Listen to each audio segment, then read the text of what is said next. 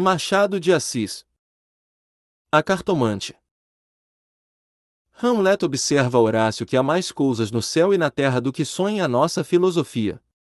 Era a mesma explicação que dava a bela Rita ao moço Camilo, numa sexta-feira de novembro de 1869, quando este ria dela, por ter ido na véspera consultar uma cartomante. A diferença é que o fazia por outras palavras. Ria, ria. Os homens são assim, não acreditam em nada. Pois saiba que fui, e que ela adivinhou o motivo da consulta, antes mesmo que eu lhe dissesse o que era. Apenas começou a botar as cartas, disse-me: a senhora gosta de uma pessoa. Confessei que sim, e então ela continuou a botar as cartas, combinou-as, e no fim declarou-me que eu tinha medo de que você me esquecesse, mas que não era verdade. Errou. Interrompeu Camilo, rindo. Não diga isso, Camilo. Se você soubesse como eu tenho andado, por sua causa. Você sabe, já lhe disse. Não ria de mim, não ria. Camilo pegou-lhe nas mãos, e olhou para ela sério e fixo. Jurou que lhe queria muito, que os seus sustos pareciam de criança, em todo o caso, quando tivesse algum receio, a melhor cartomante era ele mesmo. Depois, repreendeu-a, disse-lhe que era imprudente andar por essas casas. Vilela podia sabê-lo, e depois, qual saber? Tive muita cautela, ao entrar na casa. Onde é a casa? Aqui perto, na rua da Guarda Velha, não passava ninguém nessa ocasião. Descansa, eu não sou maluca. Camilo riu outra vez. Tu crês deveras nessas coisas? Perguntou-lhe. Foi então que ela, sem saber que traduzia Hamlet em vulgar, disse-lhe que havia muita coisa misteriosa e verdadeira neste mundo. Se ele não acreditava, paciência, mas o certo é que a cartomante adivinhara tudo. Que mais? A prova é que ela agora estava tranquila e satisfeita. Cuido que ele ia falar, mas reprimiu-se. Não queria arrancar-lhe as ilusões. Também ele, em criança, e ainda depois, foi supersticioso, teve um arsenal inteiro de crendices, que a mãe lhe incutiu e que aos 20 anos desapareceram. No dia em que deixou cair toda essa vegetação parasita, e ficou só o tronco da religião, ele, como tivesse recebido da mãe ambos os ensinos, envolveu-os na mesma dúvida, e logo depois em uma só negação total. Camilo não acreditava em nada. Por quê? Não poderia dizê-lo, não possuía um só argumento, limitava-se a negar tudo. E digo mal, porque negar é ainda afirmar, e ele não formulava a incredulidade, diante do mistério, contentou-se em levantar os ombros, e foi andando. Separaram-se contentes, ele ainda mais que ela. Rita estava certa de ser amada, Camilo, não só o estava, mas via-a estremecer e arriscar-se por ele, correr às cartomantes, e, por mais que a repreendesse, não podia deixar de sentir-se lisonjeado. A casa do encontro era na antiga Rua dos Barbonos, onde morava uma comprovinciana de Rita. Esta desceu pela Rua das Mangueiras, na direção de Botafogo, onde residia. Camilo desceu pela da Guarda Velha, olhando de passaque para a casa da cartomante. Vilela, Camilo e Rita, 3 nomes, uma aventura e nenhuma explicação das origens. Vamos a ela. Os 2 primeiros eram amigos de infância. Vilela seguiu a carreira de magistrado. Camilo entrou no funcionalismo, contra a vontade do pai, que queria vê-lo médico, mas o pai morreu, e Camilo preferiu não ser nada, até que a mãe lhe arranjou um emprego público. No princípio de 1869, voltou Vilela da província, onde casara com uma dama formosa e tonta, abandonou a magistratura e veio abrir banca de advogado. Camilo arranjou-lhe casa para os lados de Botafogo, e foi a bordo recebê-lo. É o senhor? Exclamou Rita, estendendo-lhe a mão. Não imagina como meu marido é seu amigo, falava sempre do senhor. Camilo e Vilela olharam-se com ternura. Eram amigos deveras. Depois, Camilo confessou de si para si que a mulher do Vilela não desmentia as cartas do marido. Realmente, era graciosa e viva nos gestos, olhos cálidos, boca fina e interrogativa. Era um pouco mais velha que ambos, contava 30 anos, Vilela 29 e Camilo 26. Entretanto, o porte grave de Vilela fazia-o parecer mais velho que a mulher, enquanto Camilo era um ingênuo na vida moral e prática. Faltava-lhe tanto a ação do tempo, como os óculos de cristal, que a natureza põe no berço de alguns para adiantar os anos. Nem experiência, nem intuição. Uniram-se os três. Convivência trouxe intimidade. Pouco depois morreu a mãe de Camilo, e nesse desastre, que o foi, os dois mostraram-se grandes amigos dele. Vilela cuidou do enterro, dos sufrágios e do inventário, Rita tratou especialmente do coração, e ninguém o faria melhor. Como daí chegaram ao amor, não o soube ele nunca. A verdade é que gostava de passar as horas ao lado dela, era sua enfermeira moral, quase uma irmã, mas principalmente era mulher e bonita. Odor de femina, eis o que ele aspirava nela, e em volta dela, para incorporá-la em si próprio. Liam os mesmos livros, iam juntos a teatros e passeios. Camilo ensinou-lhe as damas e o xadrez e jogavam às noites, ela mal, ele, para lhe ser agradável, pouco menos mal. Até aí as coisas. Agora a ação da pessoa, os olhos teimosos de Rita, que procuravam muita vez os dele, que os consultavam antes de o fazer ao marido, as mãos frias. As atitudes insólitas. Um dia, fazendo ele anos, recebeu de Vilela uma rica bengala de presente de Rita apenas um cartão com um vulgar cumprimento a lápis, e foi então que ele pôde ler no próprio coração, não conseguia arrancar os olhos do bilhetinho. Palavras vulgares, mas há vulgaridades sublimes, ou, pelo menos, deleitosas. A velha caleça de praça, em que pela primeira vez passeaste com a mulher amada, fechadinhos ambos, vale o carro de Apolo. Assim é o homem, assim são as coisas que o cercam. Camilo quis sinceramente fugir, mas já não pôde. Rita, como uma serpente, foi-se acercando dele, envolveu-o todo, fez-lhe estalar os ossos num espasmo, e pingou-lhe o veneno na boca. Ele ficou atordoado e subjugado. Vexame, sustos, remorsos, desejos, tudo sentiu de mistura, mas a batalha foi curta e a vitória delirante. Adeus, escrúpulos. Não tardou que o sapato se acomodasse ao pé, e aí foram ambos. Estrada fora, braços dados, pisando folgadamente por cima de ervas e pedregulhos, sem padecer nada mais que algumas saudades. Quando estavam ausentes um do outro, a confiança e estima de Vilela continuavam a ser as mesmas. Um dia, porém, recebeu Camilo uma carta anônima, que lhe chamava imoral e pérfido, e dizia que a aventura era sabida de todos.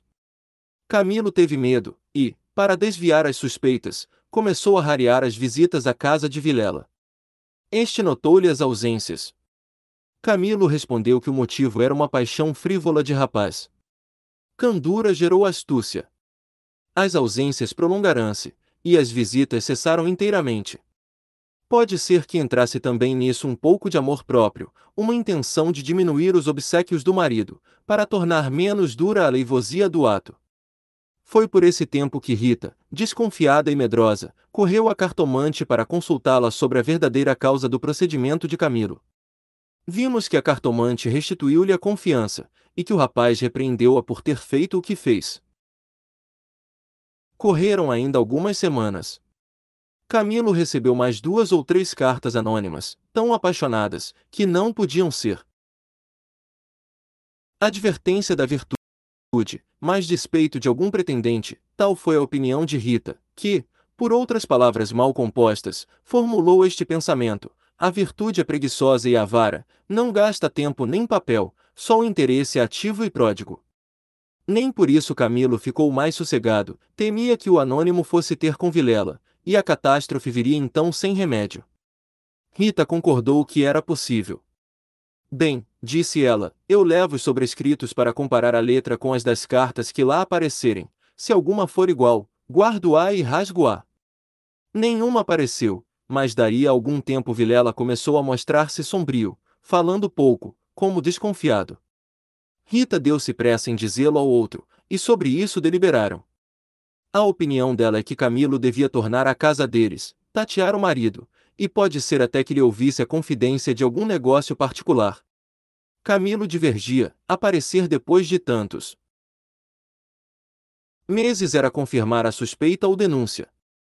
Mais valia cautelarem-se, sacrificando-se por algumas semanas. Combinaram os meios de se corresponderem, em caso de necessidade, e separaram-se com lágrimas. No dia seguinte, estando na repartição, recebeu Camilo este bilhete de Vilela: vem já, já, à nossa casa, preciso falar-te sem demora. Era mais de meio-dia. Camilo saiu logo.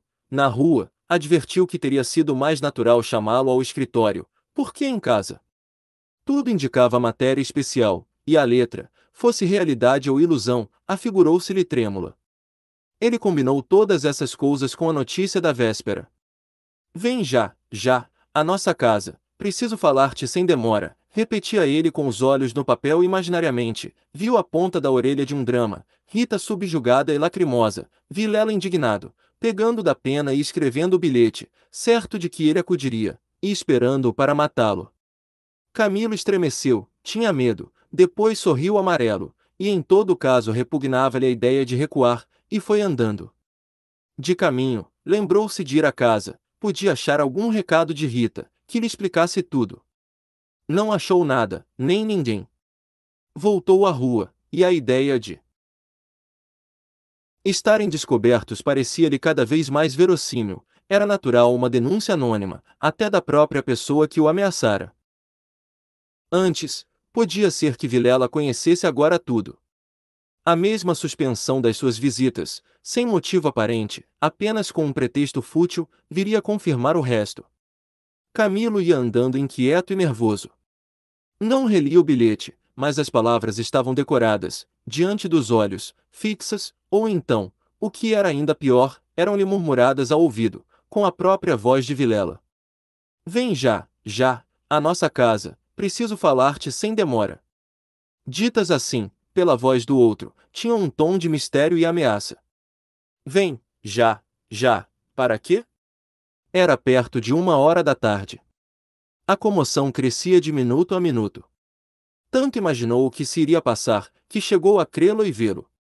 Positivamente, tinha medo. Entrou a cogitar em ir armado, considerando que, se nada houvesse, nada perdia, e a precaução era útil. Logo depois rejeitava a ideia, vexado de si mesmo, e seguia, picando o passo, na direção do Largo da Carioca, para entrar num tílburi. Chegou, entrou e mandou seguir a trote largo. Quanto antes, melhor, pensou ele, não posso estar assim. Mas o mesmo trote do cavalo veio agravar-lhe a comoção. O tempo voava, e ele não tardaria em testar com o perigo. Quase no fim da Rua da Guarda Velha, o tílburi teve de parar, a rua estava travancada com uma carroça, que caíra. Camilo, em si mesmo, estimou o obstáculo, e esperou.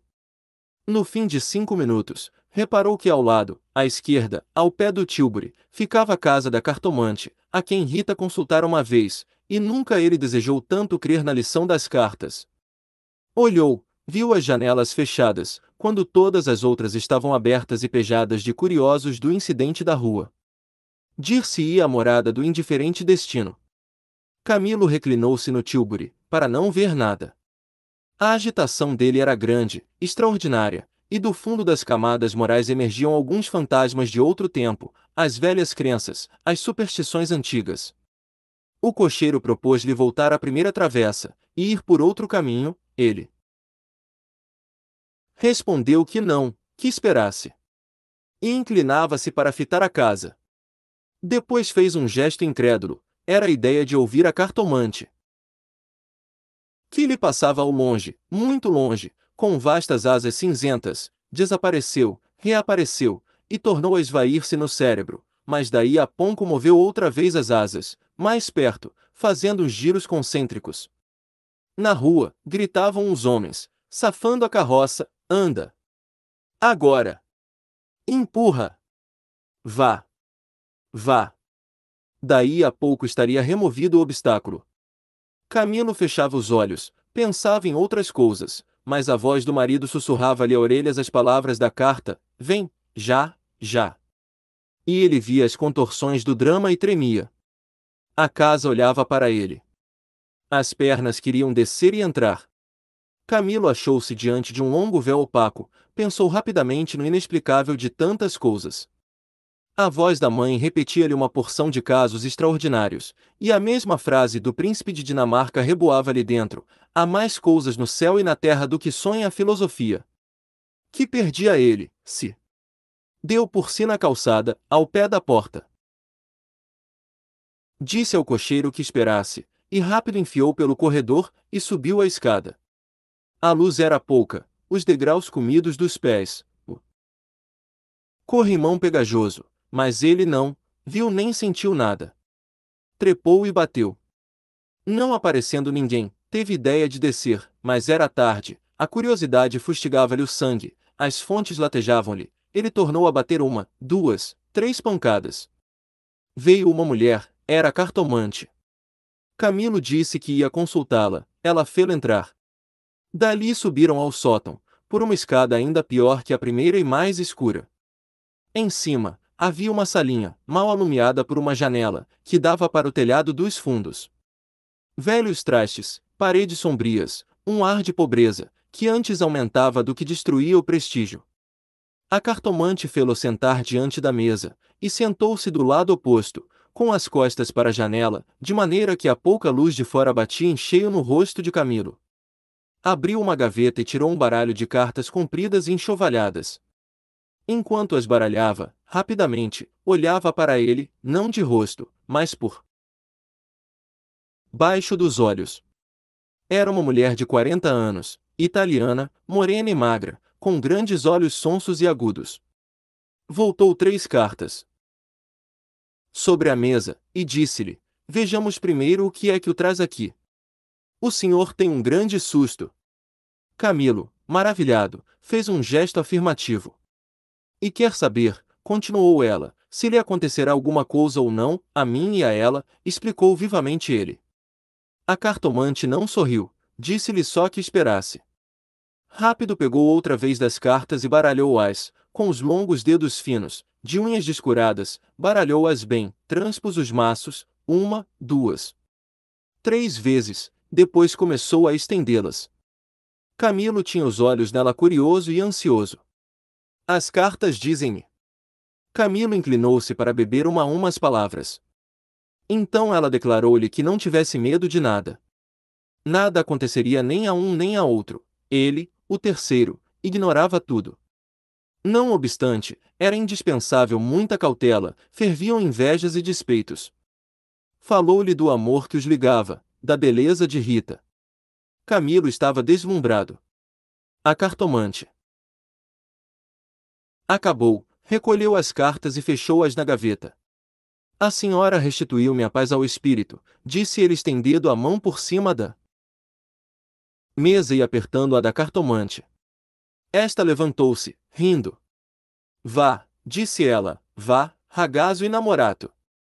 E de pé, com o dedo indicador, tocou-lhe na testa. Camilo estremeceu, como se fosse a mão da própria Sibila, e levantou-se também. A cartomante foi à cômoda, sobre a qual estava um prato com passas, tirou um cacho destas, começou a despencá-las e comê-las, mostrando 2 fileiras de dentes que desmentiam as unhas. Nessa mesma ação comum, a mulher tinha um ar particular. Camilo, ansioso por sair, não sabia como pagasse, ignorava o preço. Passas custam dinheiro, disse ele afinal, tirando a carteira. Quantas quer mandar buscar? Pergunte ao seu coração, respondeu ela. Camilo tirou uma nota de 10.000 réis, e deu-lhe. Os olhos da cartomante fuzilaram. O preço usual era 2.000 réis. Vejo bem que o senhor gosta muito dela. E faz bem, ela gosta muito do senhor.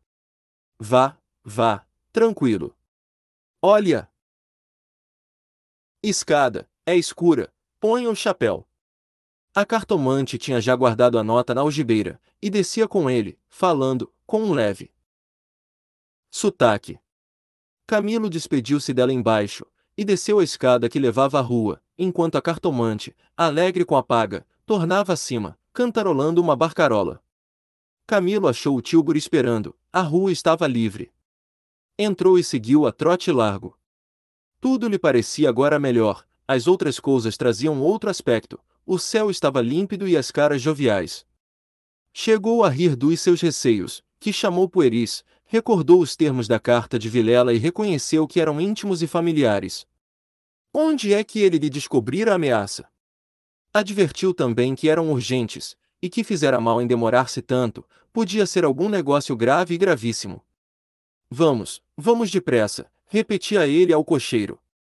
E consigo, para explicar a demora ao amigo, engenhou qualquer coisa, parece que formou também o plano de aproveitar o incidente para tornar a antiga assiduidade.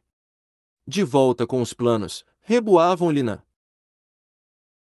alma as palavras da cartomante. Em verdade, ela adivinhara o objeto da consulta, o estado dele, a existência de um terceiro. Por quê? Não adivinharia o resto? O presente que se ignora vale o futuro. Era assim, lentas e contínuas, que as velhas crenças do rapaz iam tornando ao de cima, e o mistério empolgava-o com as unhas de ferro. Às vezes queria rir, e ria de si mesmo, algo vexado, mas a mulher, as cartas, as palavras secas e afirmativas, a exortação, vá, vá, ragazzo e namorato, e no fim, ao longe, a barcarola da despedida, lenta e graciosa, tais eram os elementos recentes, que formavam, com os antigos, uma fé nova e vivaz. A verdade é que o coração ia alegre e impaciente, pensando nas horas felizes de outrora e nas que haviam de vir.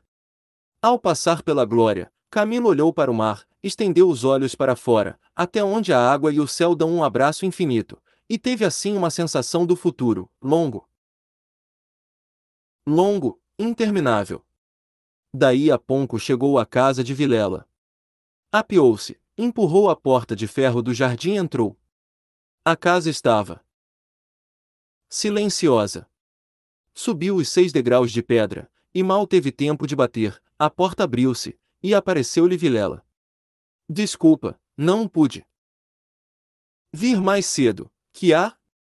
Vilela não lhe respondeu, tinha as feições decompostas, fez-lhe sinal, e foram para uma saleta interior. Entrando, Camilo não pôde sufocar um grito de terror, ao fundo sobre o canapé, estava Rita morta e ensanguentada. Vilela pegou-o pela gola e, com 2 tiros de revólver, estirou o morto no chão. Fim.